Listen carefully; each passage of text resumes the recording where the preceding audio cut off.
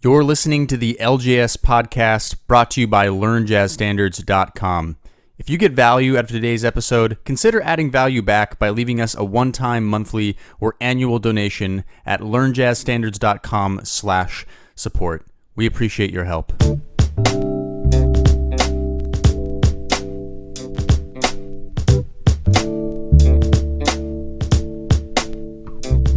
Hey everybody, my name is Brent. Welcome to the LJS podcast. I'm glad you're here.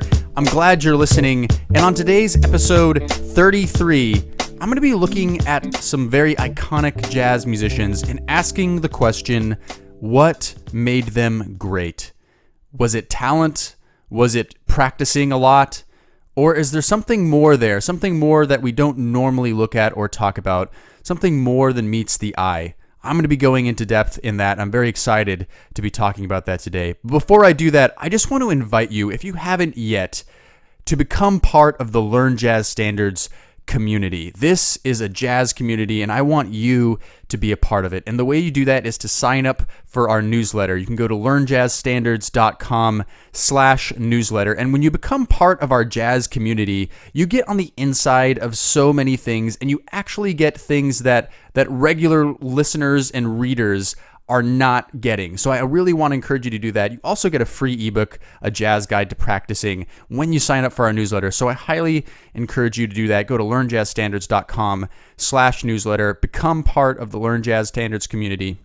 All right, so I'm talking today about two iconic jazz musicians, Charlie Parker and John Coltrane. Now, if you haven't heard of these two big, huge jazz musicians, I want you to stop this podcast and go listen to some of their music right now, because these two jazz musicians are arguably two of the biggest, most important jazz musicians in the history of the music. Of course, there are others, thinking about Louis Armstrong and Miles Davis, and we can go on with many, many, many more jazz musicians that have made a huge impact on the music. But Charlie Parker and John Coltrane are two that stand out to me. Charlie Parker really was the one who blazed the trail of bebop. He really changed the language of jazz and changed the trajectory of it, and it turned into a virtuosic music largely because of him and his counterparts like Dizzy Gillespie and others. But he really changed the music. He innovated the music. And in the same way, John Coltrane also innovated the music. He and his tenor sax revolutionized the way that people approach the music. And today, in modern jazz, John Coltrane is still highly mimicked, and his music has influenced so much of what goes on in modern jazz today. So I really think that these two musicians are really great examples to look at. And what I want to ask the question is, how did they become great? What made them who they are today? What instilled in them this incredible ability to create music that has changed the way we think about jazz, the way we play jazz today? That is the question.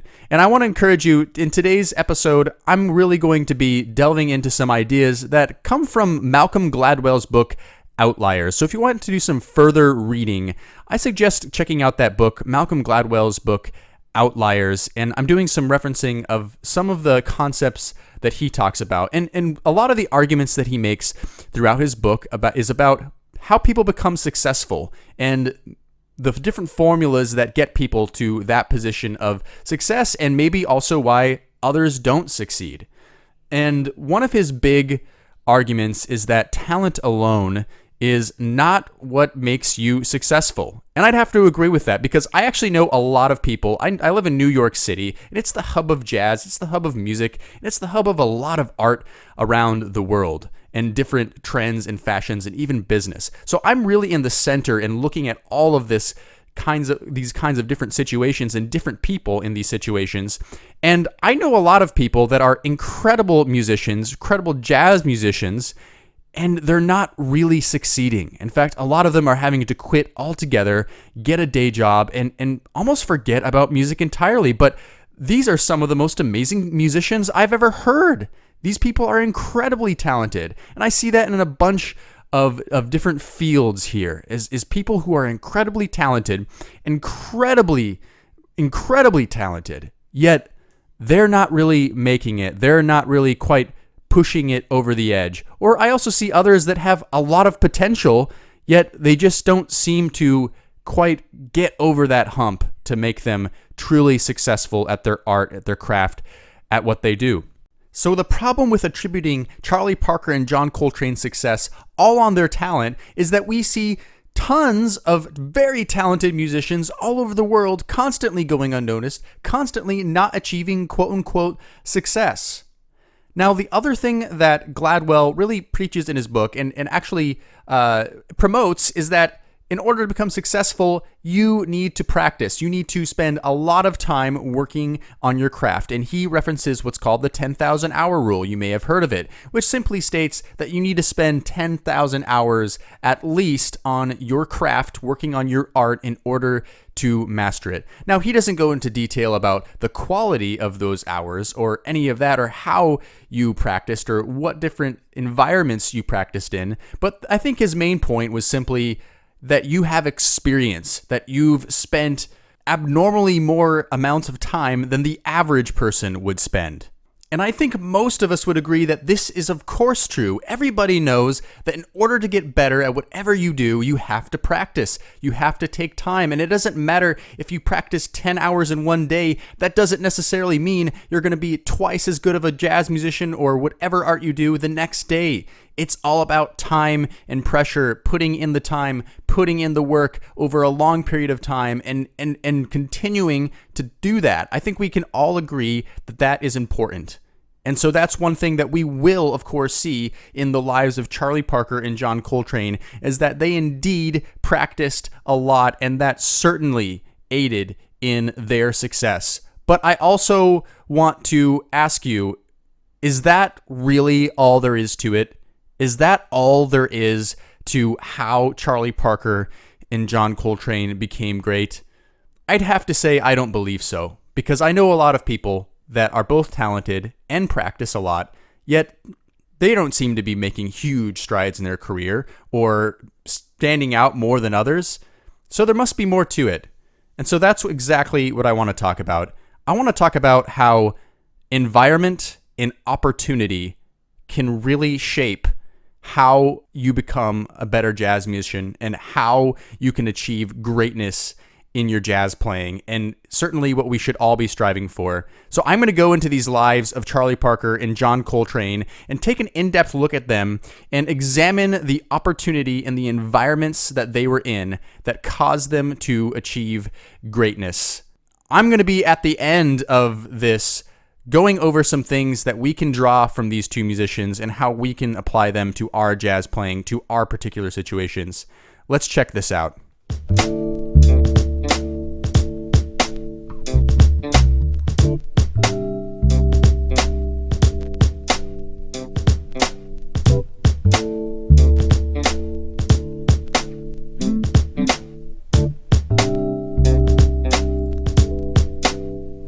What is important to understand is Charlie Parker was raised in Kansas City, Missouri in the 1920s. Now, what's so significant about Kansas City in the 1920s?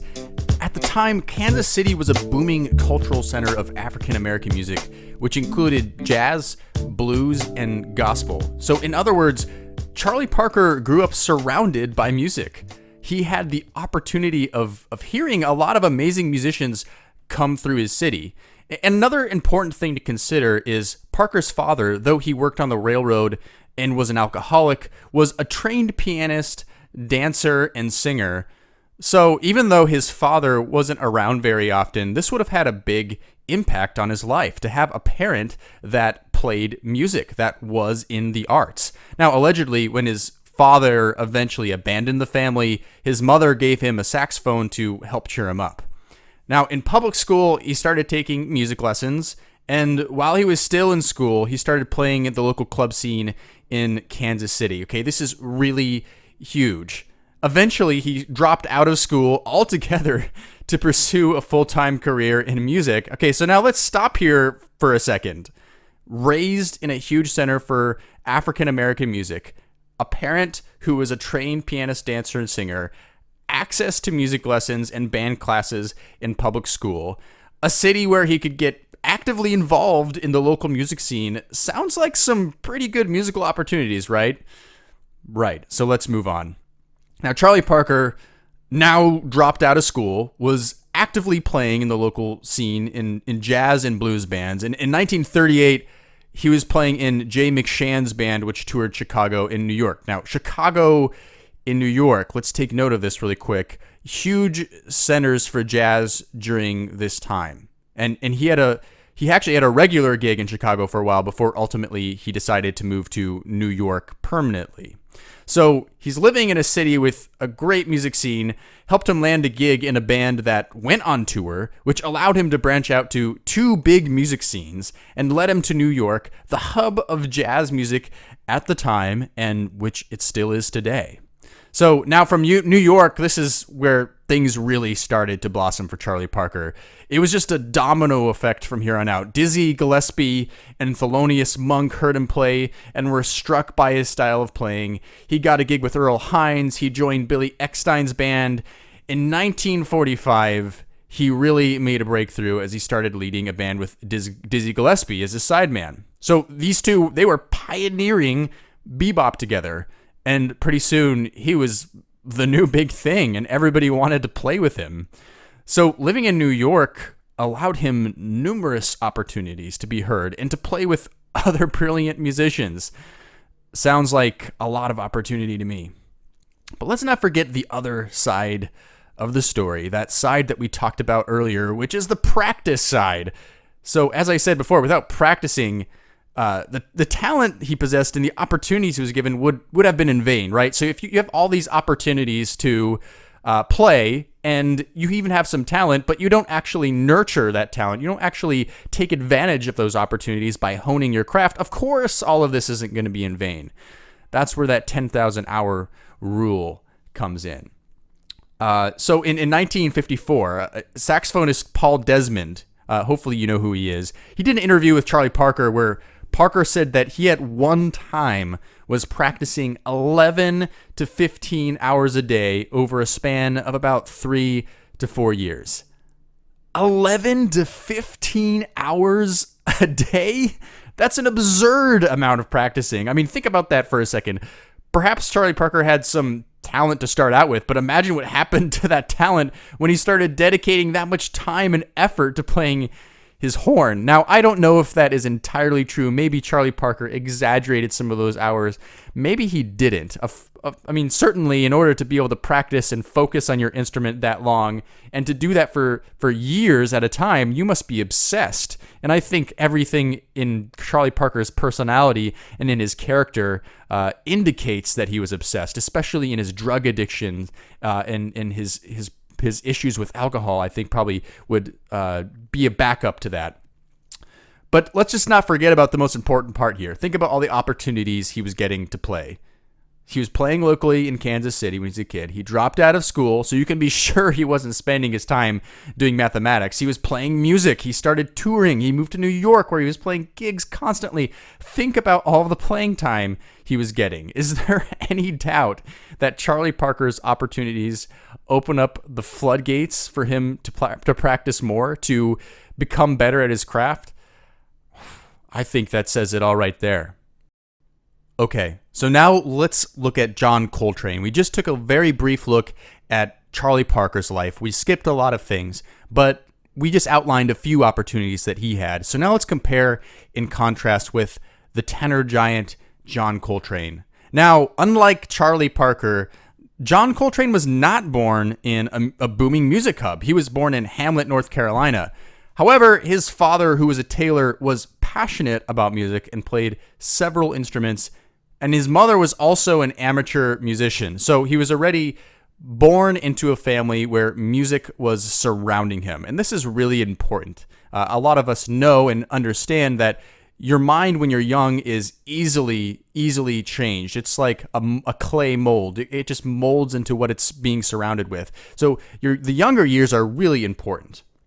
Now, Coltrane, he started playing the saxophone in his teens. He started playing alto saxophone in a community band as well as in high school band. And then in 1939, his father passed away. And though his mother and other family members moved to New Jersey, he stayed back to finish high school.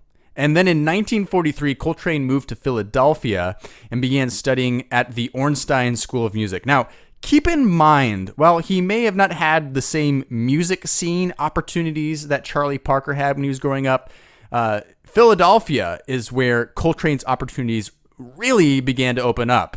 And during this time in Philadelphia, this is really important for you to understand, it was a huge center for jazz. Jimmy Heath, Philly Joe Jones, McCoy Tyner, Lee Morgan, Reggie Workman, and a slew of other huge musicians came out of Philadelphia. And keep in mind that geographically, New York and Philadelphia are not that far apart.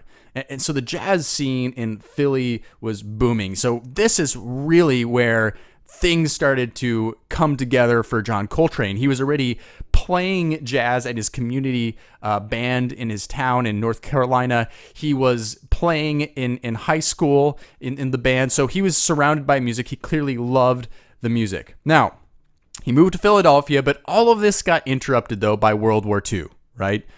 Coltrane was deployed in the U.S. Navy, but he never saw battle, okay, because he was stationed in Hawaii. And this may seem like a setback in a way, and I'm sure it was to his career to be sent off in the Navy and stationed in the Navy, but consider the alternatives for a second. He could have been deployed overseas, and he could have been sent to battle. I mean, this is World War II after all. Instead, he was able to regularly perform with his fellow sailors, as history tells us, as we understand from history books.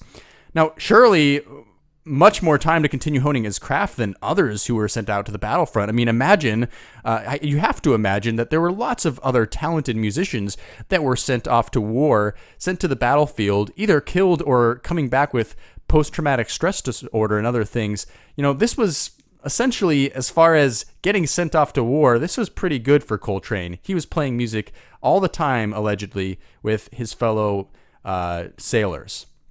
Now, when he got back to Philadelphia in 1946, he started studying at the Granoff School of Music. Okay, so this is the second school of music he's been going to. I can't be sure about how his finances was and how he got into these schools, but this is all I know. And when he got into the Granoff School of Music, he got involved in a number of bands. He joined Eddie Vincent's band, Jimmy Heath's band, and for a year and a half was a part of a big band led by Dizzy Gillespie. And in 1954, Duke Ellington chose him to temporarily replace Johnny Hodges in his orchestra, but unfortunately, John Coltrane's heroin addiction got in the way of that, and he lost his job there. Okay, but let's just look at all these bands he got to play with. So he was in this booming music scene of Philadelphia. He was going to a music school, and because he had had so much time to practice to hone his craft, he was clearly getting really good. And so all of these bands and all these band leaders were picking him up into his band. He wasn't necessarily the star of the band, but he was in their bands, and that's incredibly important. Now, the big break was in the mid-50s when Miles Davis asked him to join his band. Okay, this is the big break. So clearly, John Coltrane was an incredible player at this point. Okay, he's had a long time. He's had many years of practice, many years of opportunities playing music in different bands. All right, and so now, he's being asked by Miles Davis to join his band. And we all know the Miles Davis album Kind of Blue from the Prestige recordings, Smoke and Relaxing and all those, and many others. And from here, Coltrane launches into his own career as a band leader and goes on to become one of the biggest innovators in jazz music. Okay, so let's do a little recap. Exposed to music at a young age through his parents, he had access to music education throughout his adolescent and adult life. He was able to play his horn regularly, even during the war, integrated into the booming jazz scene of Philadelphia, made connections, got big gigs, opportunities, one building off of the other. Now, we have to look at the practicing side of things because it's pretty clear that Coltrane's opportunities allowed him to spend lots of time on his horn. Coltrane was also known as an obsessive practicer. His practice hours were similar to that of Charlie Parker's, and there are many stories, whether fact or fiction, of him spending hours upon hours playing just one note or even falling asleep while practicing. And I remember I was at a masterclass once, and a jazz musician was telling a story to us in the masterclass, and I can't be sure if it was true, but this is just the story I heard, is that he was on tour once, and one of the musicians that he was on tour with left the hotel that they were staying at, and when he left, John Coltrane was playing one note, just playing one note, one long tone. Now, the other jazz musician, don't remember who it was, left all day. They had a gig that night, so he left all day, was out exploring wherever. He comes back about 6-7 hours later, and he hears John Coltrane playing the exact same note. So he goes up to the hotel room and says, "John, what are you doing? Have you been playing this note the whole time?" And he says, "Well, I'm just trying to get the tone right. I'm just trying to get the sound right." Now, that's obsessive practicing. That is obsession to the umpteenth degree. This is incredible. So John Coltrane was an incredible practicer. He practiced a ton, and these opportunities lent him more practice time. So clearly, opportunity and practice and environment really helped John Coltrane become successful.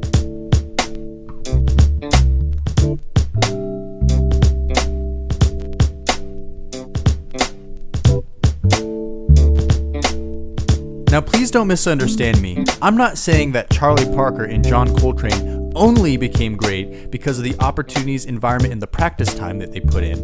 Of course, there are always other factors that play into things. For example, social behavior is a huge factor that plays into whether you open up opportunities for yourself or not. The way you're able to socialize with others and make yourself memorable to others is a huge part of things. Now, of course, that's a factor, and there are many others to consider, but you can't deny that opportunity, environment, and practice is huge, and it played a huge role in Charlie Parker and John Coltrane's success. Now, I want to ask the question now for us. What can we as jazz musicians learn from Charlie Parker and John Coltrane? What can we take away from this? And there's 3 things that I want to go over. And the first one is talent is not enough.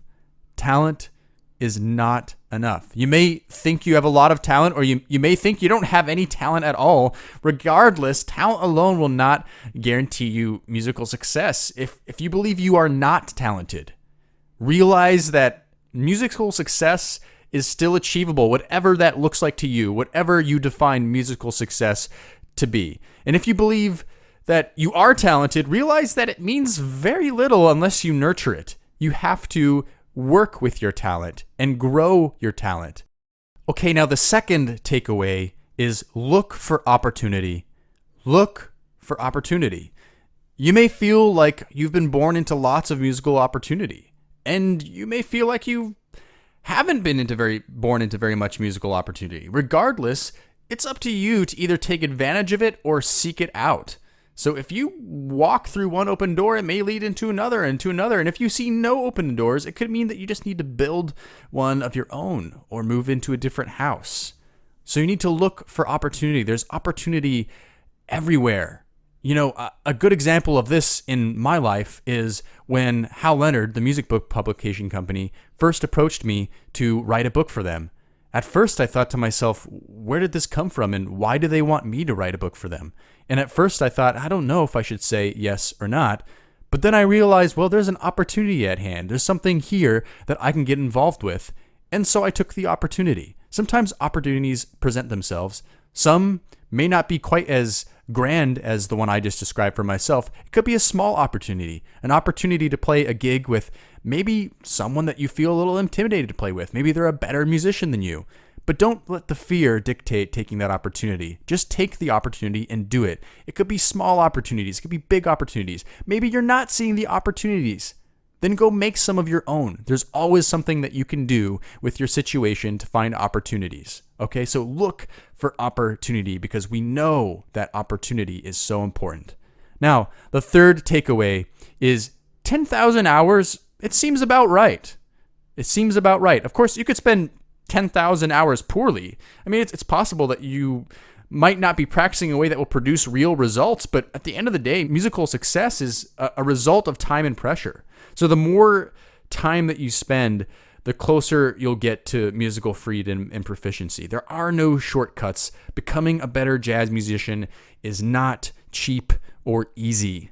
It takes time, it takes pressure, it takes the effort to do it, to achieve that success. And we see that in Charlie Parker and John Coltrane. Maybe you can't practice as obsessively as they can, and most people can't, and I can't. But the point is that if we put in the work, if we put in the time over a period of given time, we will see results. And that's the important thing. So 10,000 hours, it seems about right to me.